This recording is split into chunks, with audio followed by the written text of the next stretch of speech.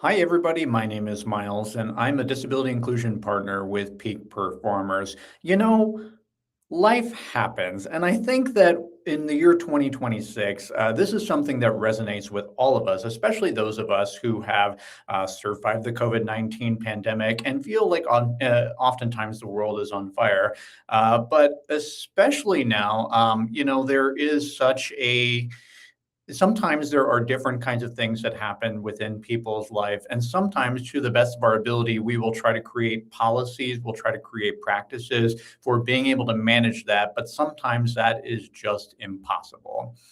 I know that personally, I've experienced that within the last year, and sometimes these things can be a challenge, which is why I'm really excited today to talk with Katherine McCord. She is an HR professional based out of Florida that I've worked with for a number of years, and she even came and did a lunch and learn at Peak Performers. I respect her opinion, and she's also been a proud advocate for neurodiversity within the workplace.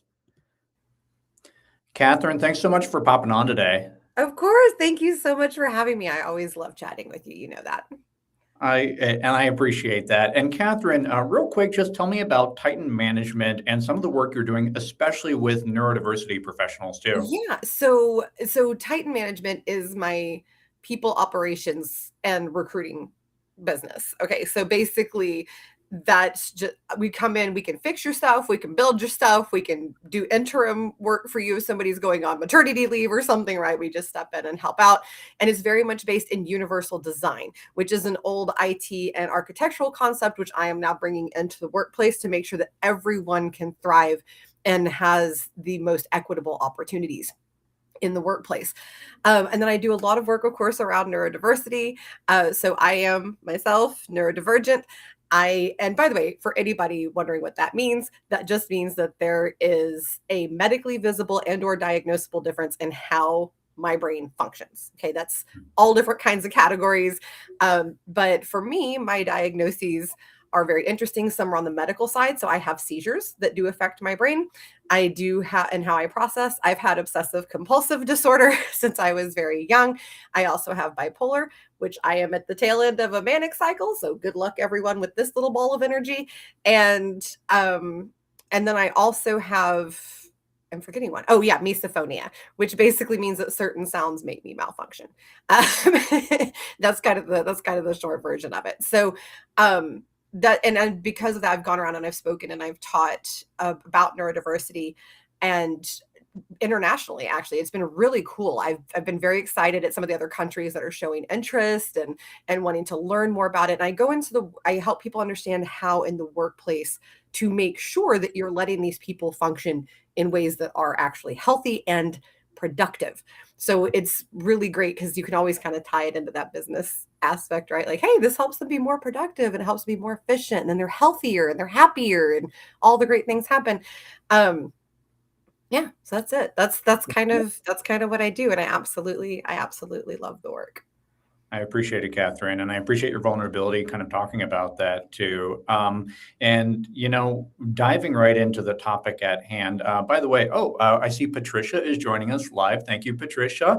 I actually spoke with Patricia just a couple of weeks back, and particularly rethinking how we can reclassify medical diagnoses to better reflect the functioning of a person with the Right. various different kinds of disabilities. Such an important conversation. I hope that you check that out. Anybody else that is joining us live, please take a second to introduce yourself. Let us know that you're here. We'd love to have you here joining us for this conversation live. But Catherine, diving right into it, I was struck by a post that you did a couple of years back, and I'm going to read just a section of it because I think that it was that impactful.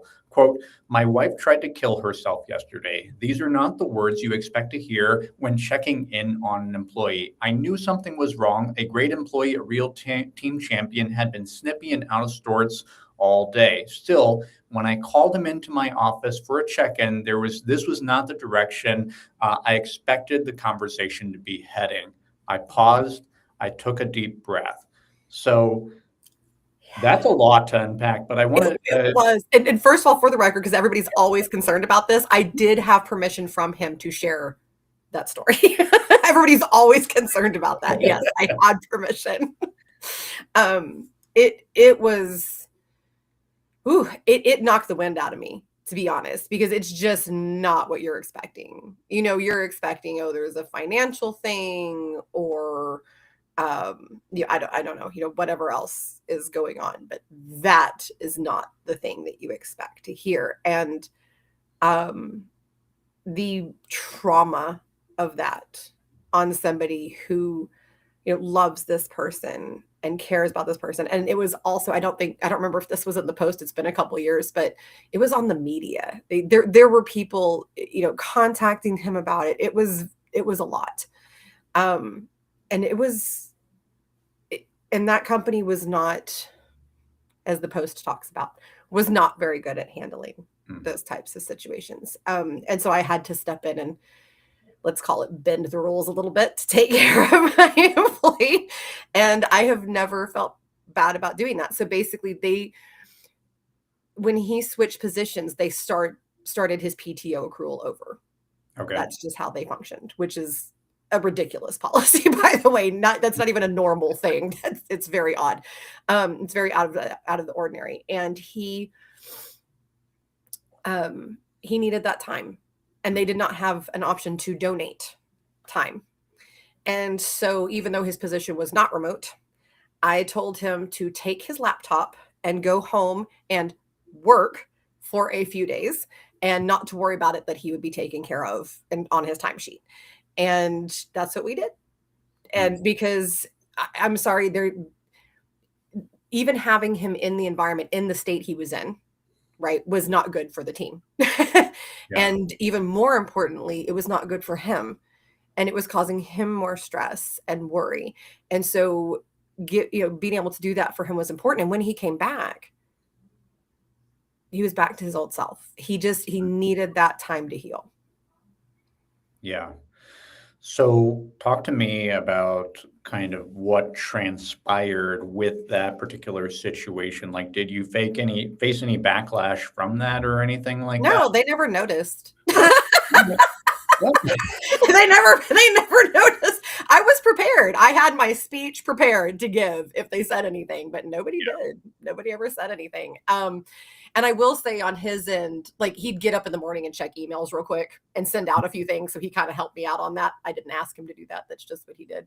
But yeah, no, that I had my speech prepared, and basically it was going to be, procedures are great and policies are great, but sometimes we have to be human beings, and that's just it.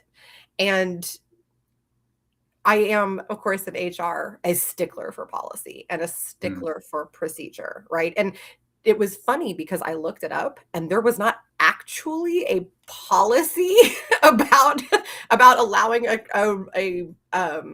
person who's not typically remote to go work remote. So I was like, well, there's my out. There we go. I'm just going to say, well, there's nothing against this. So I followed all the other policy and did this, right? And so sometimes you do have to look for the loopholes. And I'm not big on always doing that, but sometimes you have to do it. And sometimes in a situation is even so extreme that you have to look and go, okay, wait a minute.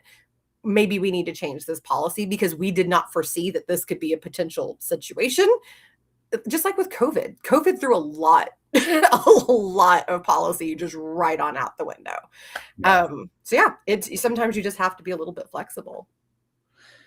So, and to be clear too, like at the time, like this was outside the rules, this was outside the restrictions. You were risking your own job to do that and stuff, which is a big leap of faith. And that's pretty challenging and pretty stressful, especially as a manager. But I think it speaks to the need to have that flexibility, because this comes up for people with disabilities all the time. Like not all the time, but it is something that happens, right? Like life happens, our bodies change, our minds change, our lives change.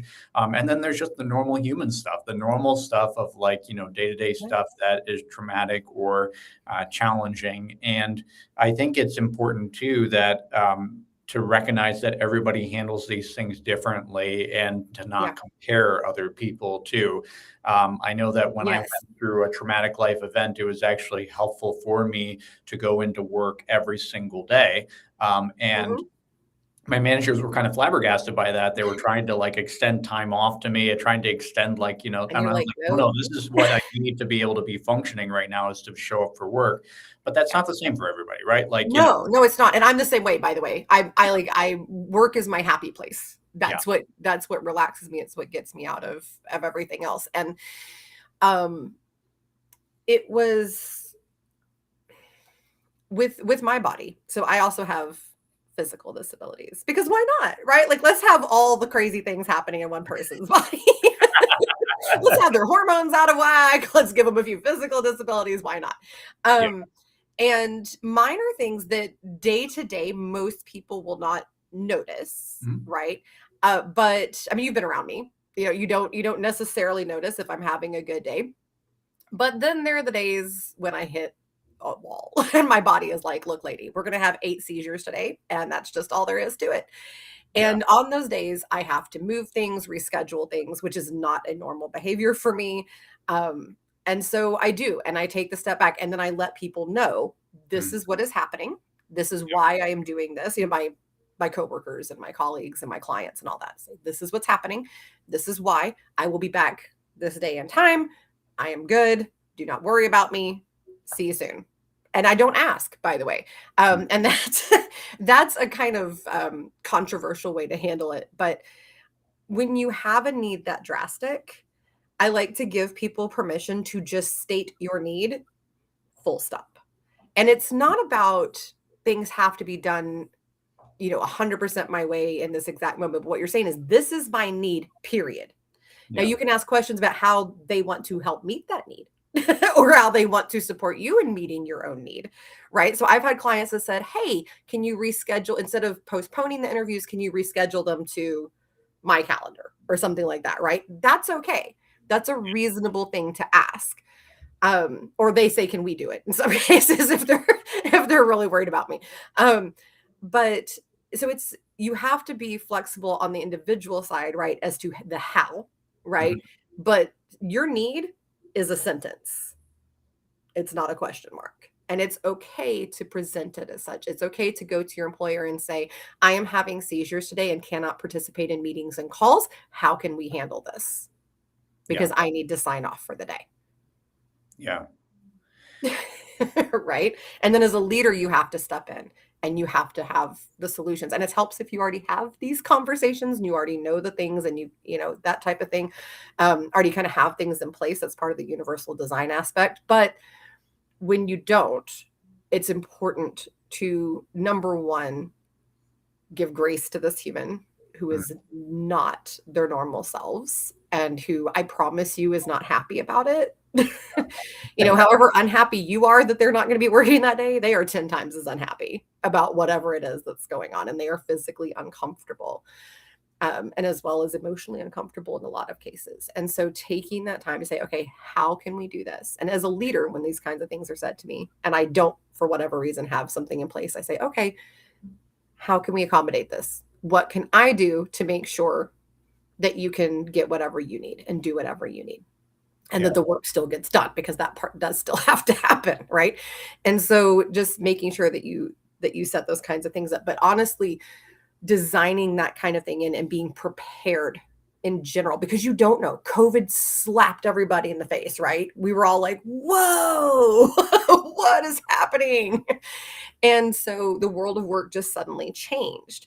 And being prepared to shift. So that one of the founding principles of universal design is that you have inherent flexibility Mhm. and an inherent ability to pivot, Yeah. right?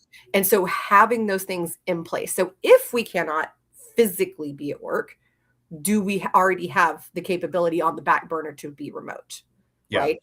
Do we have if this person doesn't have to be there, is there somebody that's in a symbiotic work cell with them, which just means that several people are sharing in a group of work or work in similar roles and can step in and help each other? Do we have a symbiotic work cell set up so that somebody else can just step in and help, right? These kinds of things, just making sure that you are already set up for success so that when it happens, it doesn't stress the workplace out. Yeah.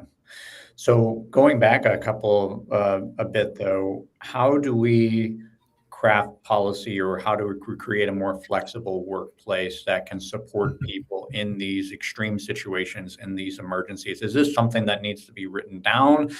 Is this something? Okay, all right. So tell me what that looks like.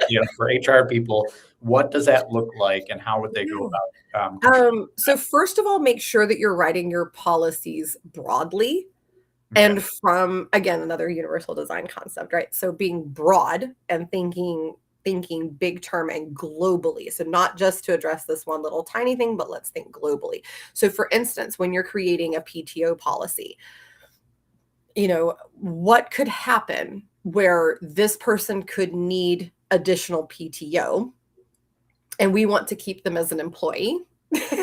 Right? So how do we address that, right? So taking the time and thinking about the what ifs when you're writing these things, that's really solving the problem right there. And bringing in people that are not HR Yeah. and having them give input. So hey, so and so in sales, does this policy about commissions make sense? Does this policy about requirement to be on site make sense to you? Right? Is there another way that this could be done? And that's the number one question you need to ask people who are actually in the positions. Is there technically another way that this could be done without breaking any laws? Right? That's very important. Or violating compliance or anything like that. Is there another way that this could be done?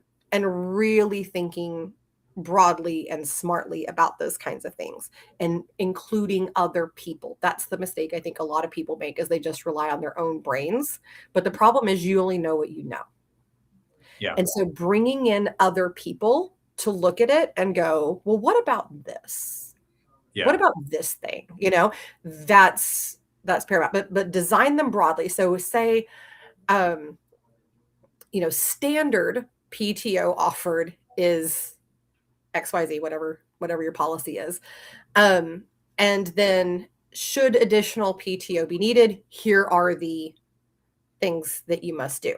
If you're writing a role description, this position should be done in office. And even though this isn't a policy, but just go ahead and write in, on the back end for your own purposes, should a need arise, here's some things we could do in case this person's out, that kind of thing. When you are mapping out new positions coming into the company, when you're getting ready to hire, think, who can we pair this person with so that if they ever have to be out for a while, that work can still get handled and we won't fall apart. I have seen company after company, especially because I specialize in startups and growth stage. I've seen company after company that make the mistake of relying on this one person to do their job. And so if they even just take a vacation, everything just implodes because nobody else knows what they're doing. Yeah, like that's ridiculous. That's utterly ridiculous. So have somebody else who can step in and be of help, right? And honestly, if you have somebody who's such a particular specialist. So I've worked in situations where this person it was an IT professional, truly needed to make this thing happen. Look at them and say, nobody else here has your specialty. So who do we call if something happens to you to fill in as in the interim? Sure. Because you need to know so that your whole company does not suffer and then everybody loses their job, right? Or you have layoffs or something like that. So thinking broadly, thinking about the what ifs, that's how you do it. And just kind of designing for that. So, okay, so then if we have to do the what if, what does that look like? Let's go ahead and have the steps in place so that we just know, we just pull up this little document or, whatever it is that you have and go boom, boom, boom. These are the things that we do. We're all good. No problem. Thank you so very much. And really, even with accommodation, that's kind of it, right? If you have somebody like me who occasionally it's going to be, I'm malfunctioning today. Sorry for you. I can't work. Then just have those steps already in place so that you already know the procedure. You already know what to do. And it's just not a stressful thing. It's just, okay, feel better. Talk to you soon. Bye. Yeah. And I think that's a big piece of it too, is people do not plan accommodations. And accommodations can happen to anybody. It's not just the disability community, right? You can all of a sudden have a death, have your baby may come early if you're pregnant. I have been part of those situations. You may have, you may have you may be in a car accident. Yeah. Also had that happen to me at one point. I was in a car wreck and that was an ordeal. Um, so you may have these things come up randomly, and there needs to be an already available option. And it was interesting because in the last live of yours that I watched, there was talk about how companies don't prep for accommodations. They don't think about it ahead of time. Yeah. That's why I believe in making accommodations standard. Mm. So just have standard options that can be available to your team at all time. And again, have other people come in, and then you have a fill in the blank for the stuff that you didn't think of, right? Because we're not going to know everything, but have standard accommodations Yeah. already in place. These are things that we've thought of that we offer and offer them to literally everybody. Because even folks in the disability community, outside of the disability community may benefit from those things. So Yeah. just have them and offer them to everybody. So I guess the other question I would have is outside of policy, and thank you for that. Okay, so the idea is create I'm a sorry, I'm being long-winded today. no, you're good. Create a broad policy, be able to have room for exceptions or have room for things that fall outside the norm. How do you handle the politics, especially if you can't disclose what somebody is going through right now and how important it is for them to take that day off? Especially if you're already an overworked employee and then all of a sudden you have somebody else's work dumped onto your desk for the day. So how do you handle that as a manager? So, number one is establish a culture in which we need to know what is happening, but not why. We Mm, don't need to be nosy, people. I know our little human minds just want to be super, super curious. It's not even a bad trait, okay? I'm not shaming anybody, but the truth is, you don't need to know why mm, all the time. You just need to know the what and the how. What is happening, and how do we adjust? Right? yeah, That's it. So keeping it there. And so with leadership, I kind of take the stance of just a simple, hey, just so you know, this person's going to be out today for a good reason. It's or whatever the terminology. Different companies will have different terminology that they use. Excused absence or whatever.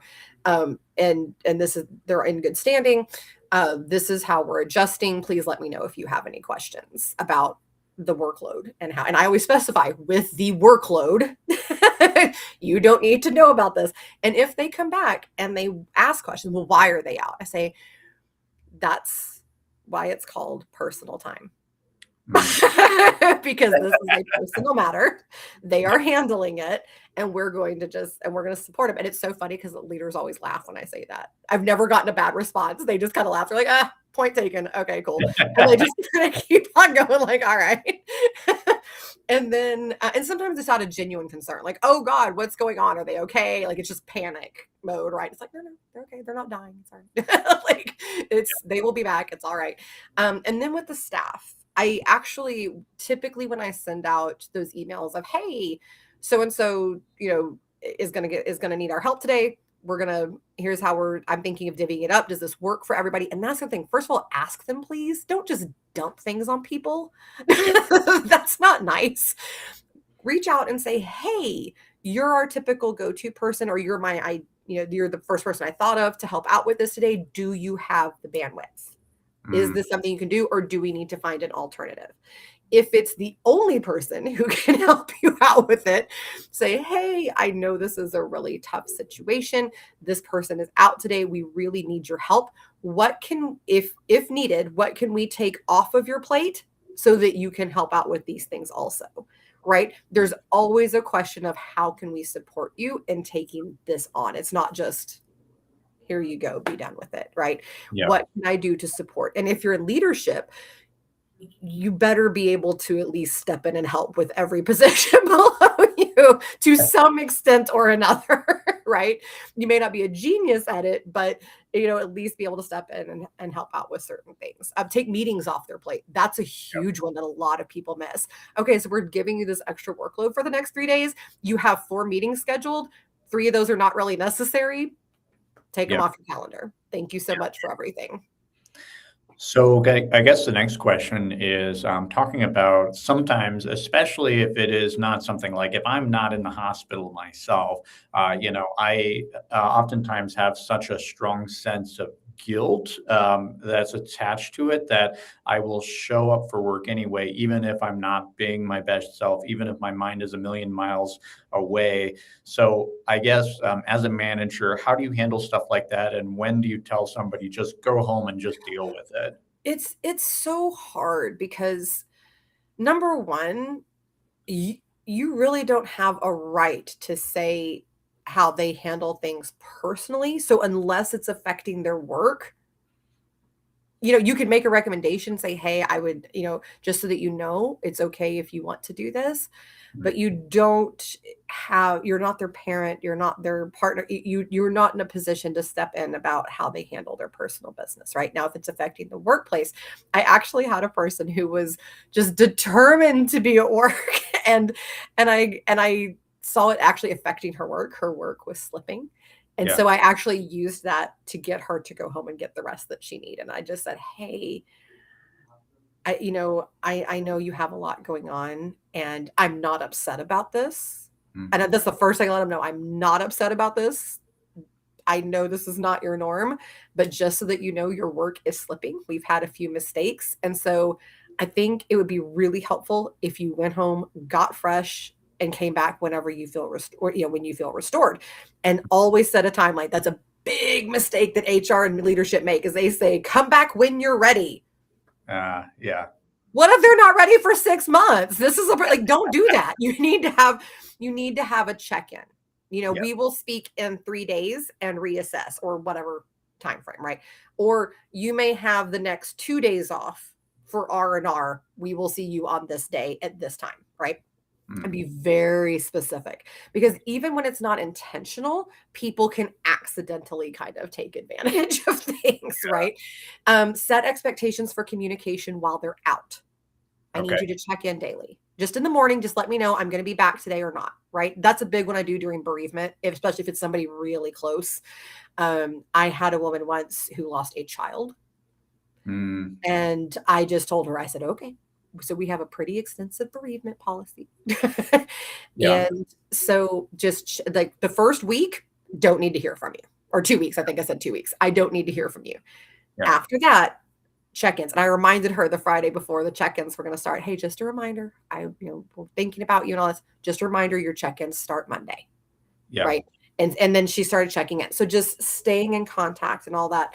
Um, the other thing is to make sure that your staff, when you talk to them, knows that they are what's coming first. So in the post that you read at the beginning of this, Yeah. I made it very clear to him that he was my priority and Mm. that what was happening with him. And I just sat with him for a while. There was just a long period of we're just sitting. And sometimes he says things and I will acknowledge that thing, right? And just taking those moments and just processing through it, but letting them know that they're the priority. Your job as a leader is to take care of your team so that they can do their jobs. Yeah.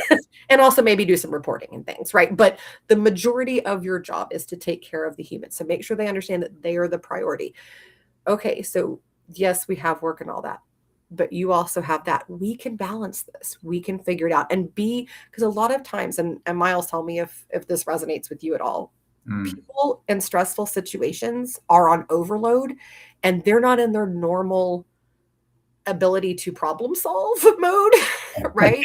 And so they're just doing the thing that it has is autopilot for them. And Mm. they're not necessarily thinking of the problem solving or able to problem solve. So that's where you have to step in and offer different solutions and just say, I've thought of these things. If any of these things will help, here we go. Let's do those things, right? Um, but you can, and you, but you, my point in saying all this is be supportive, listen, have options, be the problem solver, sit with them even when they're uncomfortable, and then if performance is affected, very kindly say and acknowledge that it's not them, that you know this is not their norm and that it's okay and you are not upset and their job is perfectly safe.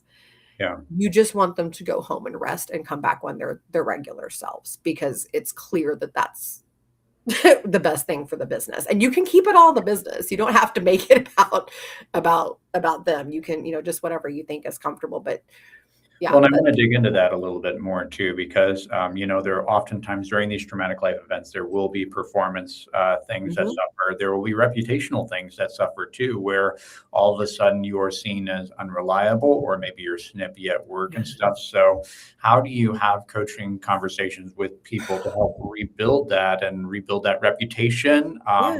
So that their jobs are not at risk, because so often, this a traumatic life events happen, and you maybe don't lose your job right away, but it happens several months down the line Yes. and stuff. And Yes. like, how do you navigate that? Right. So number one of the most, and there are different methods to this. This is just a method that I saw very effective, is using the red light, green, using the traffic light system Mhm. at the beginning of meetings. And sometimes I find it very effective just at the beginning of each day in Slack or whatever, Teams, whatever you use, to use that same system. Okay, where is everybody at? Green. And people have so much fun because they could like pick their exact shade if they want to, right? Like, I am chartreuse today, or whatever it is, I am sunshine yellow, and green is I'm good to go. I've got everything. I'm my full blown self. I'm straight, right? Then Mhm. there's yellow, which is it's not bad, but I'm a little off today, right? Like I'm not Yeah, quite myself. Like today, I would put myself at a yellow because of the mania, and I'm also exhausted because I haven't slept in several days. Obviously, I can still function, right? I even did some yeah, technical problem troubleshooting at the beginning of this, but for myself. But so that's yellow, and then red is it's not a good day. yeah. And on red days, you give all the support, but communicating ahead of time so that people understand it's not them Mhm. is one of the biggest things you can do to make sure that it does not affect their career, right? And sometimes people say why they're in that color, and sometimes they do not. And both are perfectly acceptable. You never ask, you never push. It's just how can we accommodate? How can we help? And if somebody's yellow or red, Yeah. there's offers from the team to help, right? And that will help. And if you are in a state where you've had a loss, you've had the stressful situation, maybe you're waiting on medical test results and it's got you a little on edge, maybe let's take the meetings off your plate. Let somebody else handle that for you. Maybe you shouldn't be interviewing people today. Even if you're a recruiter, maybe you just do back end work and and you take over somebody else's back end work and they do all the phone call part for the day, right? And kind of again using those symbiotic work relationships. But I will say this, and I'm going to say it very clearly: there is not an accommodation, nor would it be a reasonable accommodation to allow jerk behavior in the workplace. Okay. Mhm. You Yeah. don't get an accommodation for being a jerk. Now, we can give you some grace if we know something messed up just happened to you, right? um, like we gave grace to the guy from that post, right? Like there Sure, was sure, there yeah. was grace given to him. Especially once the team learned what was happening, which was not from me, by the way, it was from him. Learned what was happening. There was so much grace and forgiveness and kindness and support. Um, but you don't get to behave that way, Mm. right? And so as a leader, calling somebody in and first of all saying, hey, I know what's going on. I hope, assuming that you do, or saying, I'm guessing something's going on. I'm seeing some changes in behavior. Let's talk about that, and seeing if we can get them just to realize it. Because sometimes people just don't know that they're acting that way, and so if you just kind of snap them into it, they're like, oh, yeesh, okay, and then they can kind of pivot on their own, right, and just kind of bringing it to a more honest place of let's just talk about it. Like, do you just need to not have to deal with humans for a day or two? Do you need like what do you need, right? Again, questions, right? Curiosity. Um, but then the other part of that is sometimes you do have to look at somebody and say, the behavior you're exhibiting, while I completely understand, is not acceptable. And no matter what you're going through, we don't get to treat other people that way. And I've Mm. also had to have those conversations. And it is a tough moment because you do feel the other person's pain, but it's also but you don't get to treat the rest of your team this way. And Imagine a how lot of they times, sorry, go ahead. no, I was gonna say, just a lot of times that conversation actually goes very well, and people are like, "You know what? Okay. You're right. Let me just." I've had it not go well once, and the person exploded emotionally, and not really even at me, but more just to me. You know what I Mm, mean? Just kind of exploded about the situation, and I just said, "You know what? What we're gonna do is I'm gonna gift you a couple of days off, yeah. not optional. And we're going to rest and you're going to come back and be awesome and your job is perfectly safe and don't worry about this and this. I will help you smooth this over." And then when that exact person came back, I had already let the other people know that something was going on. Now this person would be gone, so they already know something's up, right? Something has happened with this person. There's a different perspective. If I'm allowed by the person, sometimes they'll say, "You can tell them what's happening," and I'll say, "Okay." Or would you like to tell them before you head out for the day? Which is the better way to do it, by the way. Just less worry about about issues. The other thing is when they get back, I put them on an assignment together, and so that they can see this person's still okay. This person is still safe. This person is still good. They are now back to normal, right? And it just kind of resets the tone of competency and safety with that human. Hmm. So many really important ideas right there, for people to walk away with. And honestly, this is just good management practice, right? Like these are things that are just important, disability or not, like these things are going to come up. The Yeah. unmanageable situations are going to pop up for you. And a lot of times it's how you respond in the moment. So for managers that are feeling a lot of pressure due to something that blindsides them and completely comes up, what would you tell them to be able to react in the moment in a compassionate human way? I would say, first of all, let the person know that you need a moment. And this is my personal method. There are other very constructive and compassionate and professional ways to do this. But what I say is, I go, "Ooh," I'll kind of like, because that's my natural. I kind of make a noise when I hear something shocking, and I say, "Okay, thank you for sharing that. Can we pause on this for just a minute? Let me adjust Mm, and let me sit with this." And they go, and I've never had anybody be strange, but they're like, "Okay." And I just, because yeah. it lets me reset. Okay. Because sometimes you go into a meeting, you're thinking it's going to go one way, and then you're like, "Oh, crud, this meeting is not going to go the way I thought. Let me rethink what I'm here to do." That kind of thing. Sometimes I've had to immediately, realizing something was going on, say, "Let me look up policy real Mm, quick on this. I want to help you. Let me just check this out." But it's okay to take a moment and think. It's also okay to hear them out the whole way. And I've done this a few times, hear them out and then say, "Okay, I want to create the best solution for you. So can you do me a favor? Go back to your desk or take a break or whatever for the next 15 to 30 minutes and let me figure out a good solution and I'll come right back to you." mm. There's always a lot of pressure inside of ourselves to just be the genius and know the thing right on the moment, right? But sometimes you do need to stop and think about it, right? Because you have to make sure that all things are met. You're in compliance. You're thinking of the rest of the team because you're not just responsible for the one, right? You're responsible for everybody. And so making sure that your solution works for everyone, making sure that you have all the resources for this person in place, all that. So take that time, think, process, and it's okay to say, "I need a minute," but it's just how you say it. Thank you. And the last question I have for you is how do you balance out situations where, um, say, for example, FMLA, Family Medical Leave Act, Right. right? It covers you, it covers your spouses, it covers your parents, if I believe. But what if it's a situation where it's your girlfriend or your boyfriend or something, somebody that you've been with for 10 years, but you're not technically legally like in that compartment right there? Like, is there options available? Like, or is there like, at what point do we start to bend these rules, considering the specific nature of that relationship to that individual? Um, First of all, biology does not 100% determine FMLA, so always check into your options on that depending on the circumstance. That's Yeah. helpful.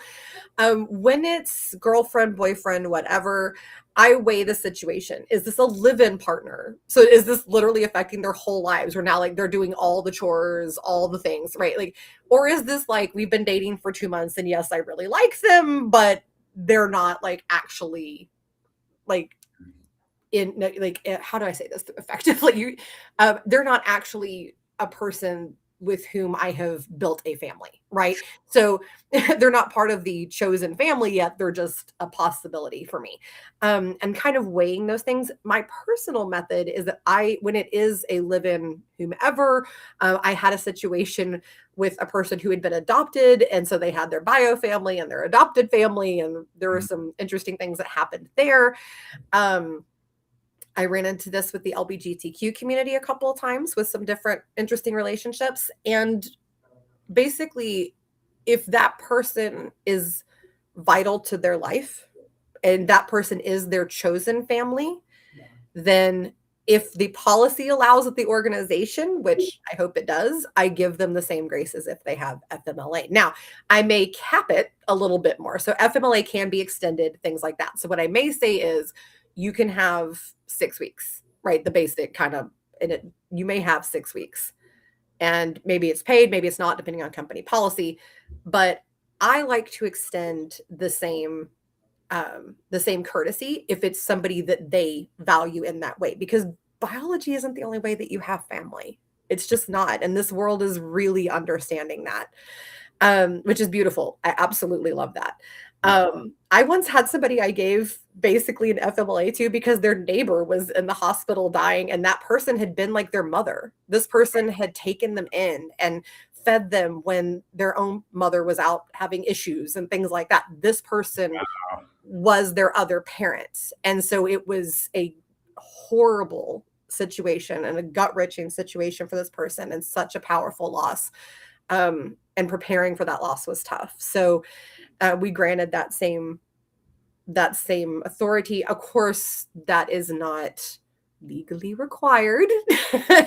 But in today's world where we're starting to realize that family is more than biology, I think it's very wise to write policy broad enough that you can use your judgment in the situation, right? And just kind of leave it at that. And I like to get real specific about about my policies about certain things. So I like to say, okay, if it's this, then they get this much.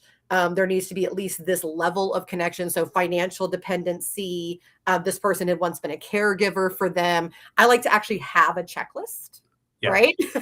That kind of thing. That's just my personal way. But the main thing is have a little human compassion, because bio is not the only way you can have family anymore. I think that's such a good message to leave on for all the managers dealing with messy situations out there, but want to support their employees with disabilities. Katherine, thanks so much for coming on. It's been such a pleasure. Real quick, how can people get connected with you? Yeah, connect with me on LinkedIn, all over the place on LinkedIn. Always glad to talk to whomever about anything. You can even ask me very personal questions. I'm not shy, as you can tell. You can also check out my website. It's actually changed now. It's titanmanagementhr.com. And then you can also reach me at kmccord@titanmanagementhr.com. And I'll include links for all of that on the article write-up coming up in like a week or two right here. Katherine, thanks so much for joining me, especially on a yellow light day for you. It really is such a pleasure to talk with you again.